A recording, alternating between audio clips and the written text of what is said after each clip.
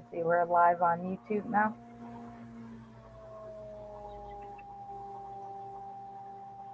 Our live YouTube panels. With me today, I have Alyssa Jensen. She is the speech and language pathologist, speech therapy team leader at VanMatre Encompass Health in Rockford.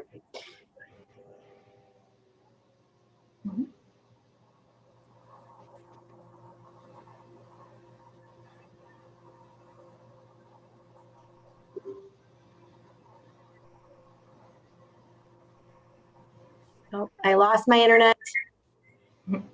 Are you guys there? Yes. Okay, sorry about that. Sorry about that to anybody out there watching. I did lose my internet for a little bit. I do apologize for that. Again, sorry, welcome back to our weekly live sessions here with Alignment Rockford. Again, I am Jessica Hayes, the Work-Based Learning Coordinator with Alignment Rockford. I also have with me today Alyssa Jensen. She is a speech and language pathologist, and she's the speech therapy team leader with VanMatre Encompass Health in Rockford. And I have Alicia Davis. She is our office manager with Alignment Rockford here helping us out today. So Alyssa, thank you for being here today. We really appreciate it.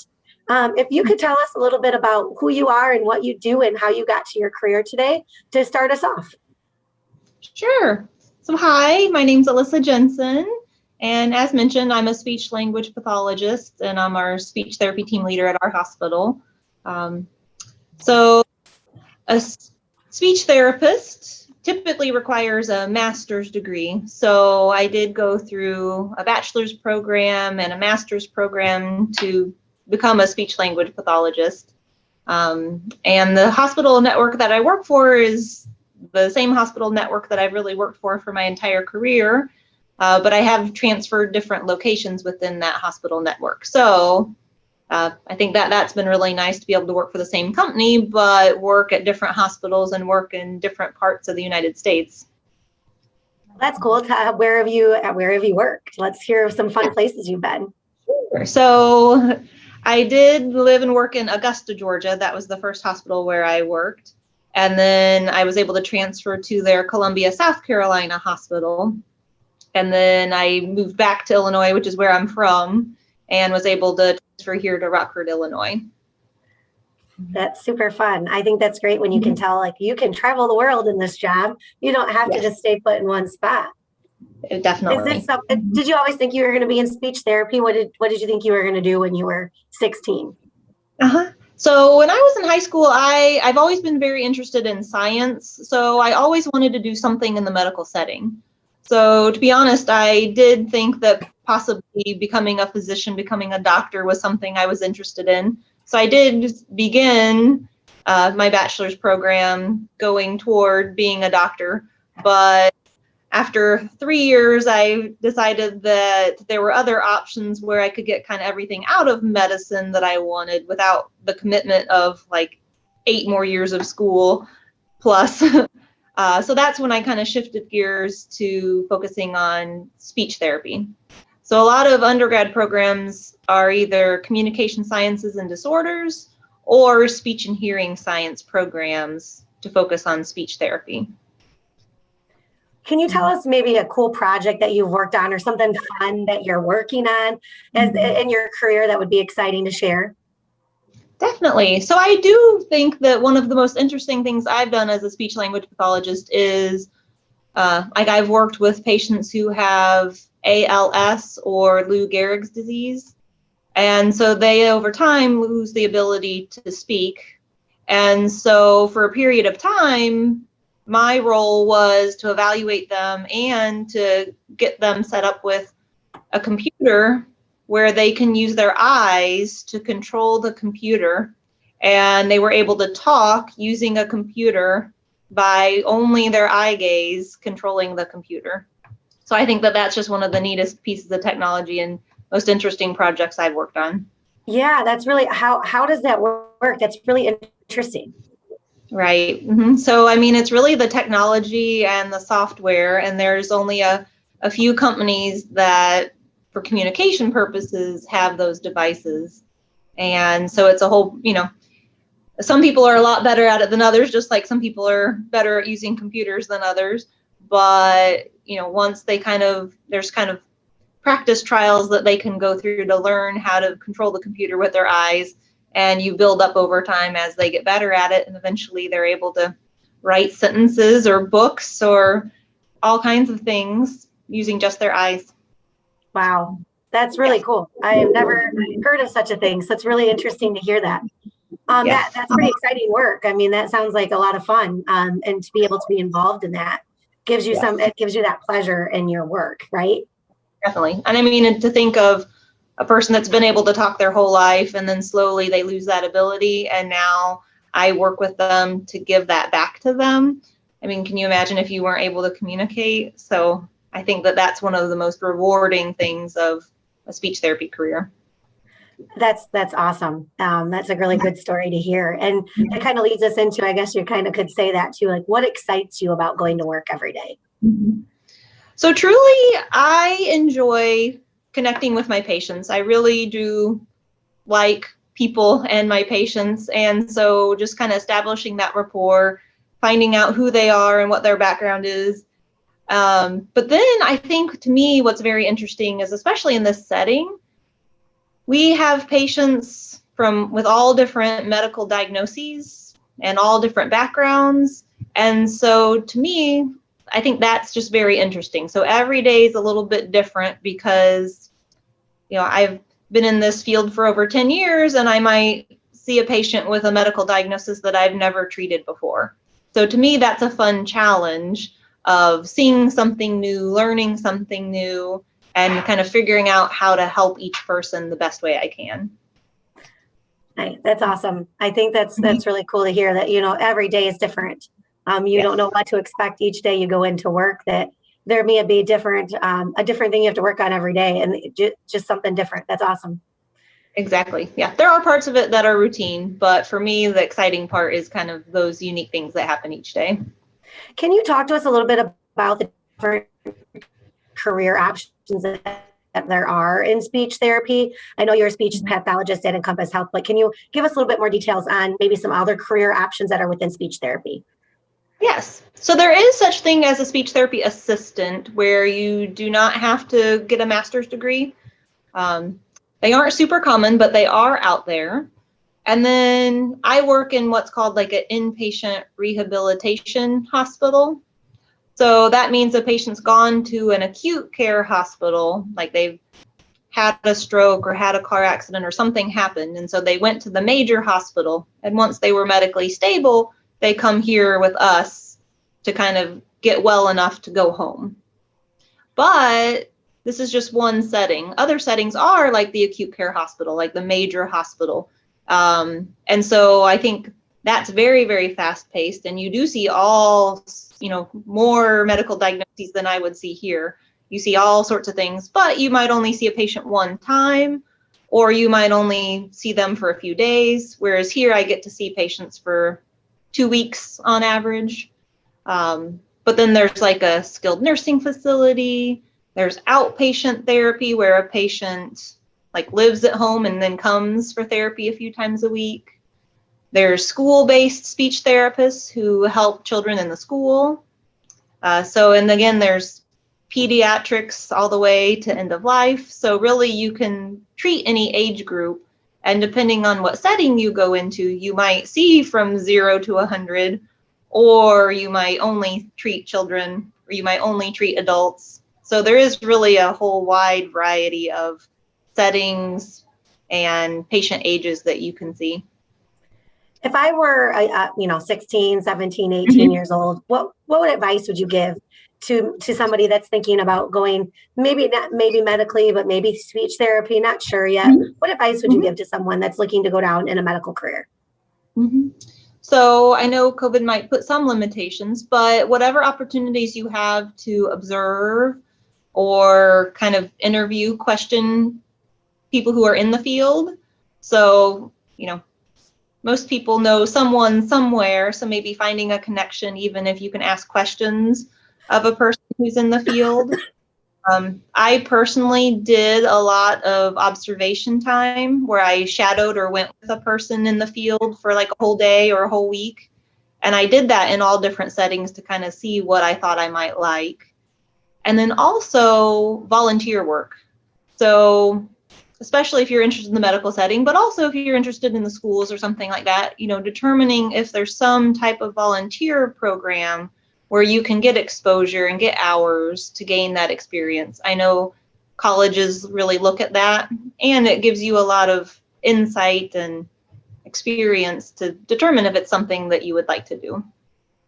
So that if I want to take the next steps, what would I do? I've done the job shadows. I'm interested. I want to apply to school, or maybe I want to be an assistant and then go to school. What would be the next steps that I would have to take in order to take the next steps down this pathway?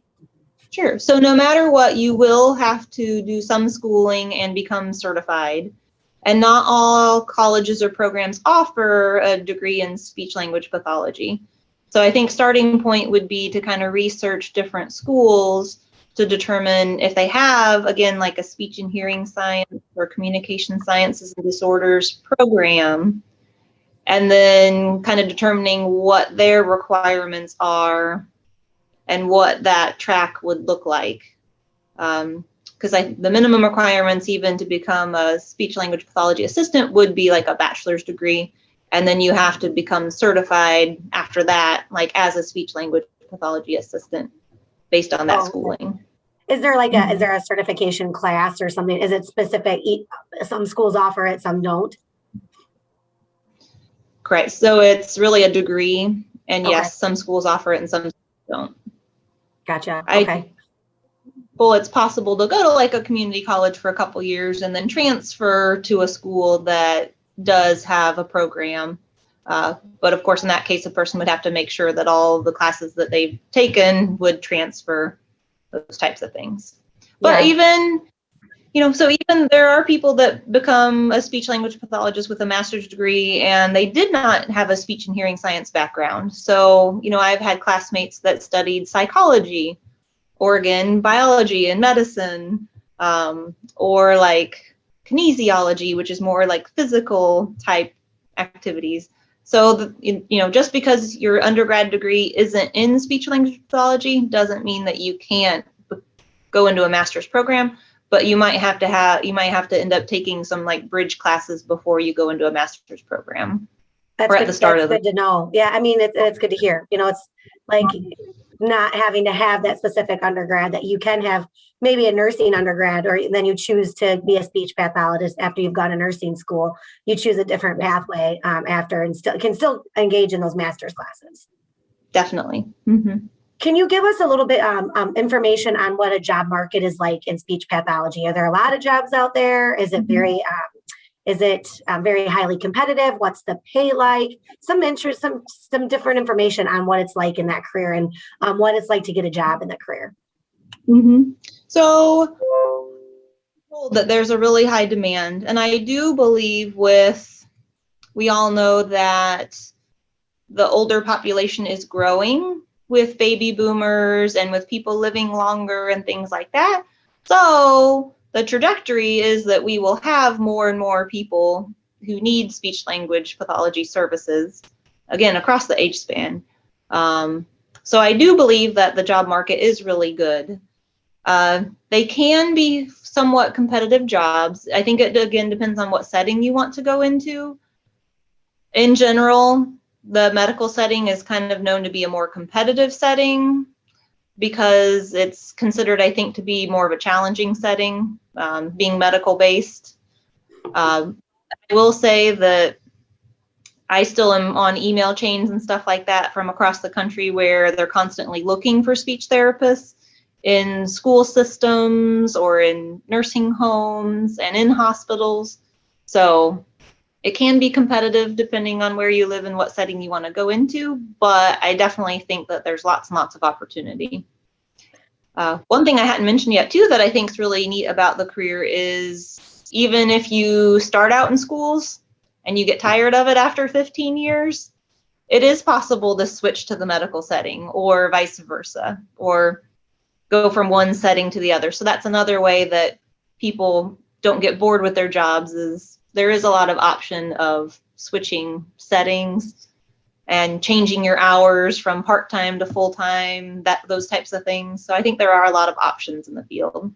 I think that's a really good point in mentioning that your certification is transferable. You know, you're state certified, board certified, but that's, you know, just not one specific. It's you're certified as a speech pathologist for any of the spectrum of careers. That's awesome. Thanks for sharing that. Yes, I do think if a person goes in the schools, the state of Illinois does have some more specific school requirements, but if a person wants to do that, there are definitely things that you could go through and achieve. That's awesome. We're at the point where we can do some Q&A. Do we have any questions on the YouTube channel, Alicia, or no? Not at the moment. Not at the moment. Okay. Is there anything else, Alyssa, that you would want to add to notify our students and being a speech pathologist? Anything other cool and interesting, fun stories you want to share? Let's see. I mean, I just feel like the patients are so interesting. You really get to know them and their stories and just all sorts of things about people that I don't think you might not ever necessarily learn without meeting this many people on a daily basis. And I guess another thing that I would like to mention is, so I do spend a lot of time working with patients one-on-one, but at the same time, I'm in this hospital setting. And so constantly throughout the day and every day, I'm also collaborating with like the nurses, with the occupational therapists, with the physical therapists, with the doctors, with case managers, and even like the kitchen, because in speech therapy, you do work with patients who have difficulty swallowing. So I do really enjoy collaborating with all these other individuals to meet the patient needs.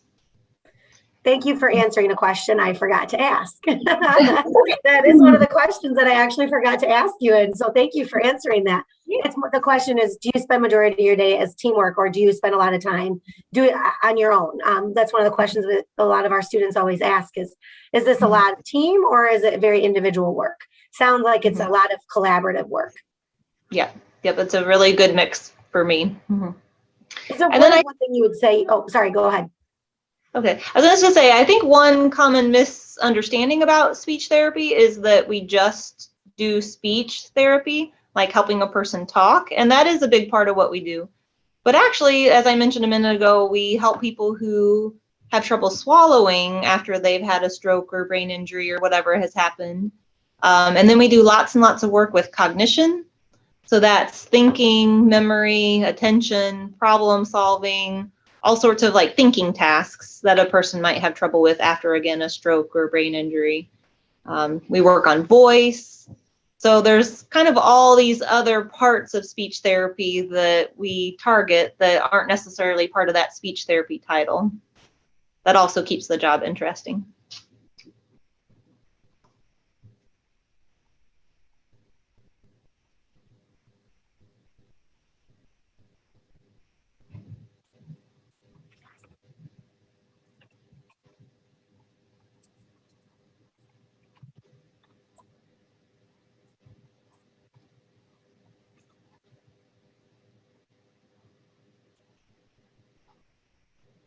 I think Jessica may have cut out here for a second. Uh-huh. So that's great to hear. So there's a Thank lot you. of variety of what you can do each day for the people you get to see. Yes, definitely. You know, and I think it's very, very rewarding work. And I think since it is so collaborative, I have really become close with a lot of my coworkers. I didn't know them before I started here, but we truly have become friends by working so closely in this setting together. It definitely provides that opportunity to become more than co-workers. Now you guys are teammates working on the same project. Definitely. My internet is just not my friend today. Things can work great up until the time I really need it. And then it just says, no, I'm not going to work for you today. But it looks like you guys still got to keep going on that. But Alyssa, thank you so much for your time today. We really appreciate it. If we have any students that reach out, I'll be sure to reach out to you directly with any questions. If any of them come in after our panel today. Sounds good. Thank you so much. All right. Thank you. Thanks, Alicia. Of course.